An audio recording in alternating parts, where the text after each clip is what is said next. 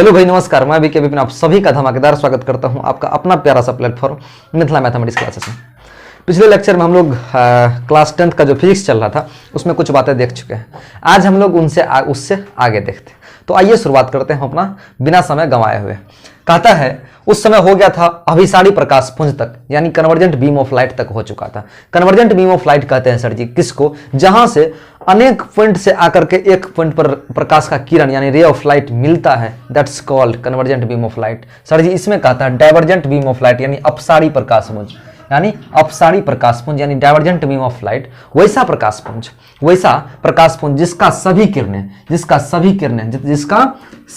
किरणें एक बिंदु से, ध्यान रखिएगा कहां से, एक बिंदु से निकलकर अलग अलग दिशा में फैलता है, कहलाता है कौन सा सर जी, अपसारी प्रकाश पुंज यानी divergent beam of light. Divergent beam of light का मतलब समझ गया, एक पॉइंट से होकर के इसका प्रकाश का किरण बाहर निकलेगा, एक पॉइंट से, है ना। इसे कहेंगे हम लोग अपसारी प्रकाश पुंज, है ना। चलिए कोई दिक्कत है ना, आगे बढ़ेंगे हम लोग यहां से। प्रकाश्य माध्यम किसको कहते हैं? प्रकाश्य माध्यम यानी ऑप्टिकल मीडियम कहता है सर जी वैसा क्षेत्र जिससे होकर प्रकाश किसी न किसी प्रकाश्य स्रोत से निकलकर हमारे आंखों तक पहुंचता है, उसे प्रकाश्य माध्यम कहते हैं। वैसा क्षेत्र जिससे होकर प्रकाश्य स्रोत से किसी न किसी हमारे आंखों तक, किसी न किसी स्रोत से निकलकर हमारे आंखों तक पहुंचता है, उसे हम लोग कहते हैं प्रकाश्य माध्यम। कहलाता है कौन सा माध्यम? प्रकाश्य माध्यम। जैसे हवा से प्रकाश निकलता, माध्यम होता है हवा, कांच या फिर पानी, इससे होकर के प्रकाश प्रवेश करके हमारे आंखों तक मिलता है, दैट्स कॉल्ड, उसे कहेंगे हम लोग प्रकाश्य माध्यम। अब देखिए प्रकाश्य माध्यम दो प्रकार के होते हैं। कितने प्रकार के? दो प्रकार के। कौन सा? एक होता है समांगी और एक होता है विषमांगी। क्या होता है? एक होता है समांगी, एक होता है विषमांगी, यानी एक होता है होमोजेनियस, एक होता है हेट्रोजेनियस, है ना। आइए आगे बढ़ते हैं हम लोग। समांगी माध्यम किसको कहेंगे? कहेंगे किसी भी एक माध्यम का दूसरे माध्यम में पूर्ण रूप से मिश्रित होना समांगी माध्यम कहलाता है। क्या कहेंगे? किसी भी एक माध्यम का दूसरे माध्यम में पूर्ण रूप से मिश्रित होना कहलाता है सर जी समांगी माध्यम, है ना। एक बात ध्यान रखिएगा, समांगी माध्यम कौन सा माध्यम? समांगी माध्यम के प्रत्येक भाग का गुण और बनावट समान होता है। समांगी माध्यम के प्रत्येक भाग का गुण और बनावट समान होता है। क्या होता है? समान होता है। जैसे मान लीजिए आप वाटर ले लीजिए, ग्लास ले लीजिए, यानी जल और कांच, है ना। आगे बढ़ेंगे हम लोग। विषमांगी माध्यम इसका जस्ट उल्टा हो जाएगा। अब आइए पारदर्शी पदार्थ पर। पारदर्शी यानी ट्रांसपेरेंट। पारदर्शी पदार्थ, बहुत इंपॉर्टेंट बातें यहां पर है। पारदर्शी पदार्थ करता है वैसा पदार्थ जिससे होकर प्रकाश पूर्ण रूपेण आसानी से पास कर जाता है, यानी आसानी से आर पार हो जाता है, उसे कहते हैं हम लोग पारदर्शी। क्या कहेंगे? पारदर्शी को एक बार फिर से समझिए, वैसा पदार्थ जिससे होकर के प्रकाश की किरणें पूर्ण रूपेण आसानी से आर पार हो जाता है, यानी पास कर जाता है, उसे कहते हैं हम लोग पारदर्शी पदार्थ। क्या कहेंगे? पारदर्शी पदार्थ। जैसे हवा से प्रकाश क्या होता है भैया? हवा से प्रकाश आसानी से आर पार कर जाता है। पानी से, कांच से, ये सब क्या हुआ? पारदर्शी का एग्जाम्पल। आपके एग्जाम में क्वेश्चन आएगा निम्नलिखित में कौन पारदर्शी है, उसमें आपको टिक लगाना होगा। तो ये डेफिनेशन आपको याद रहेगा ना, थोड़ा सा कंसेप्ट क्लियर, तो आप आसानी से वहां पर टिक कर सकते हैं। अगले बात देखेंगे हम लोग अपारदर्शी पदार्थ यानी ओपेक। क्या कहेंगे? ओपेक, वैसा पदार्थ जिससे होकर प्रकाश की किरणें आर पार नहीं होती है। वैसा पदार्थ जिससे होकर प्रकाश की किरणें आर पार नहीं होती है, वो कहलाता है अपारदर्शी पदार्थ, है ना। अब एग्जाम्पल के तौर पे आप उठा सकते हैं, जैसे ईंट हो गया, पत्थर हो गया, जिस बोर्ड पर हम लिख रहे हैं ये बोर्ड हो गया, किताब हो गया, पत्थर हो गया, ये सब क्या चीजें हैं? ये सब अपारदर्शी है, यानी ओपेक। अब बात आती है सर जी पारभासी पर। किस पर?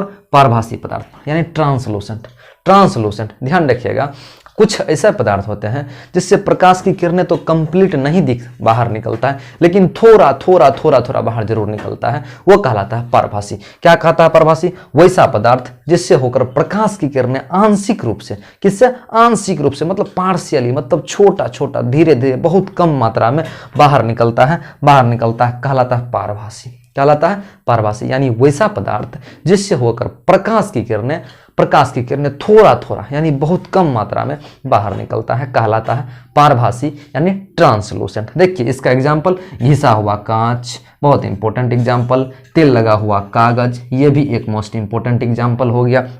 अब मान लीजिए दूध है, दूध से भी बहुत कम मात्रा में क्या होता है, निकलता है प्रकाश की किरणें। दूध के बाद आप एग्जाम्पल उठा सकते हैं घना धुआं, जब धुआं होता है घना, या फिर रक्त यानी ब्लड, बटर पेपर आप देख सकते हैं। इनसे क्या होता है, प्रकाश की किरणें बहुत कम मात्रा में निकलता है लेकिन बहुत कम मात्रा में। तो क्या समझे, जिससे कंप्लीट प्रकाश की किरणें निकल जाए सर जी पारदर्शी कहलाएगा, जिससे नहीं निकलेगा अपारदर्शी कहलाएगा, और जिससे थोड़ा निकलेगा कहलाएगा पारभासी। एक बार आप सभी आदमी इसका स्क्रीनशॉट लीजिए, हम लोग यहाँ से आगे बढ़ेंगे। एक बार स्क्रीनशॉट। अब देखिए इसके बाद हम लोग देखते हैं अगला, कहता प्रकाश का प्रावर्तन। प्रकाश का प्रावर्तन क्या होता है, प्रावर्तन समझना है यहाँ पर। कहता जब प्रकाश की किरणें किसी सतह से टकराकर पुनः उसी माध्यम में लौट जाता है, कहलाता है प्रकाश का प्रावर्तन। समझिए फिर से, जब प्रकाश की किरणें किसी सतह से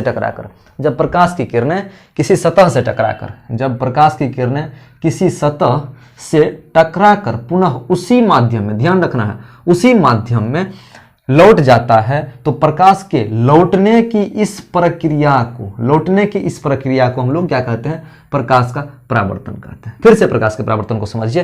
कहता जब प्रकाश की किरणें किसी दूसरे माध्यम से किसी सतह से टकराकर उसी माध्यम में पुनः लौट जाता है, तब प्रकाश के लौटने की इस प्रक्रिया को प्रकाश का प्रावर्तन कहते हैं, ध्यान रखिएगा। प्रावर्तक सतह क्या होता है, कहता है प्रकाश की किरणें जिस सतह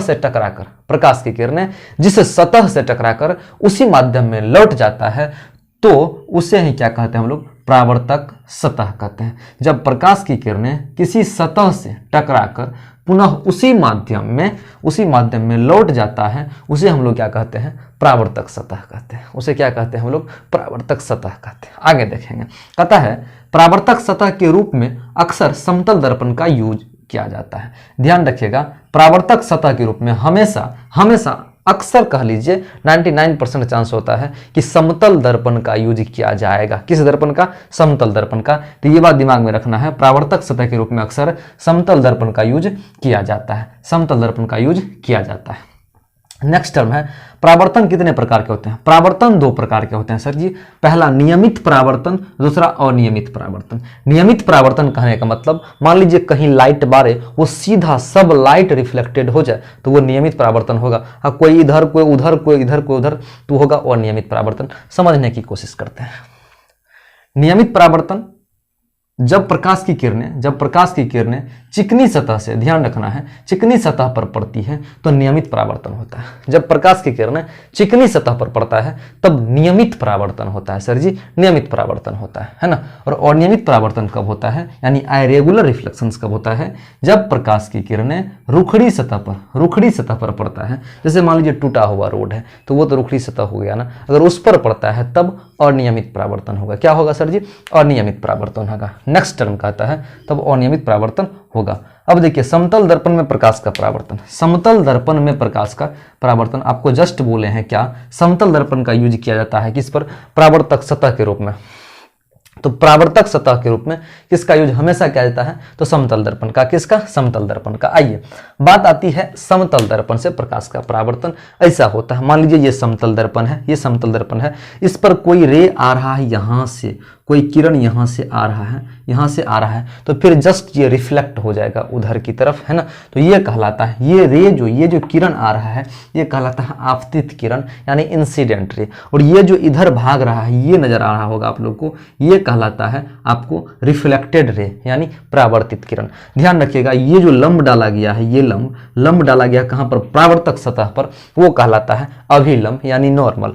तो आपतित किरण और अभिलंब के बीच के कोण को हम लोग कहते हैं कौन सा, आपतन कोण। कौन सा, आपतन कोण। और परावर्तित किरण और अभिलंब के बीच के कोण को हम लोग कहते हैं प्रावर्तन कोण। आइए, आपतित किरण किसको कहेंगे, वैसा किरण जो दर्पण पर पड़ता हो, जो दर्पण पर पड़ रहा है, ये किरण कहां पर, दर्पण पर पड़ रहा है, ये कहलाएगा कौन सा, ये कहलाएगा सर जी आपको आपतित किरण। क्या कहलाएगा, आपतित किरण, है ना। अब देखिए परावर्तित किरण क्या होगा, परावर्तित किरण यानी रिफ्लेक्टेड रे क्या होगा। तो रिफ्लेक्टेड रे के बारे में बस अभी जस्ट यहां पर समझे हम लोग। रिफ्लेक्टेड रे यानी वैसा किरण जो दर्पण के परावर्तक सतह, दर्पण का परावर्तक सतह ये हुआ, परावर्तक सतह से टकराकर वापस लौट जाता है, उसे परावर्तित किरण कहते हैं, उसे हम लोग परावर्तित किरण कहते हैं। नेक्स्ट टर्म है अभिलंब। क्या होता है, तो दर्पण के परावर्तक सतह पर, दर्पण के किस सतह पर, परावर्तक सतह पर डाले गए लंब को कहते हैं अभिलंब। ध्यान रखिएगा, ये बात कोई आपसे पूछ सकता है अभिलंब क्या है, तो कहेंगे दर्पण के परावर्तक सतह पर डाले गए लंब को अभिलंब कहते हैं। दर्पण के परावर्तक सतह पर डाले गए लंब को अभिलंब कहते हैं, है ना। आई थिंक आप लोग यहां तक समझ गए होंगे। एक बार आप सभी आदमी इसका स्क्रीनशॉट उठा लीजिए, फिर हम लोग यहां से आगे देखते हैं।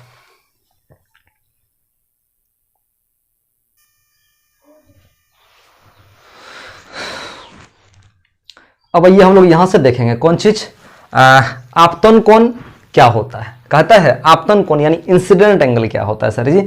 आपतन कोण आपको बोले थे अभी जस्ट, आपतित किरण और अभिलंब के बीच में जो कोण बनेगा वो कहलाएगा आपतन कोण। यानी आपतन कोण कहलाता है आपतित किरण और अभिलंब के बीच जो एंगल, बीच के कोण को हम लोग कहते हैं आपतन कोण। क्या बोले थे, आपतित किरण और अभिलंब के बीच का जो कोण होगा, ये कोण जो है इस कोण को हम लोग कहेंगे आपतन कोण, है ना। अब परावर्तन कोण, ध्यान रखिएगा, आपतन कोण को हम लोग आई से डिनोट करते हैं, यानी इसे आई से सूचित किया जाता है, आई से सूचित किया जाता है। परावर्तन कोण किसको कहते हैं, यानी अभिलंब और परावर्तित किरण, अभिलंब और परावर्तित किरण के बीच जो कोण बन रहा है वो कहलाएगा परावर्तन कोण। यानी अभिलंब और परावर्तित किरण के बीच के कोण को परावर्तन कोण कहते हैं, बीच के कोण को परावर्तन कोण कहते हैं। इसे आर से सूचित किया जाता है, परावर्तन कोण को सर जी आर से डिनोट किया जाता है। नेक्स्ट टर्म है आपतन बिंदु।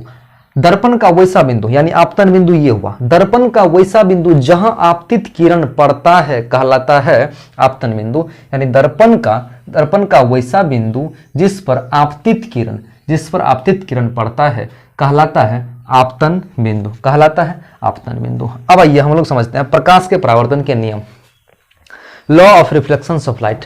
प्रकाश के परावर्तन के दो नियम हैं, पहला नियम और दूसरा नियम। पहला नियम क्या कहता है आपतित किरण यानी आपतित किरण, परावर्तित किरण और आपतन बिंदु पर, यानी ये जो बिंदु है ये, यानी आपतन बिंदु पर डाला गया लंब तीनों एक ही तल में होता है। क्या कहता है, आपतित किरण, परावर्तित किरण और आपतन बिंदु पर डाला गया अभिलंब, जिसे हम लोग लंब कहते हैं, नॉर्मल कहते हैं, तीनों एक ही तल में होते हैं। ये हुआ रिफ्लेक्शन ऑफ लाइट का पहला नियम, पहला लॉ। अगला बात, दूसरा नियम है आपतन कोण और परावर्तन कोण का मान क्या होता है सर जी, बराबर होता है। यानी साइन आई, यानी आई इक्वल टू आर होता है, यानी angle I equal to angle R होता है। ये रहा प्रकाश के परावर्तन का नियम। ध्यान रखिएगा, ये बातें बहुत इंपॉर्टेंट है।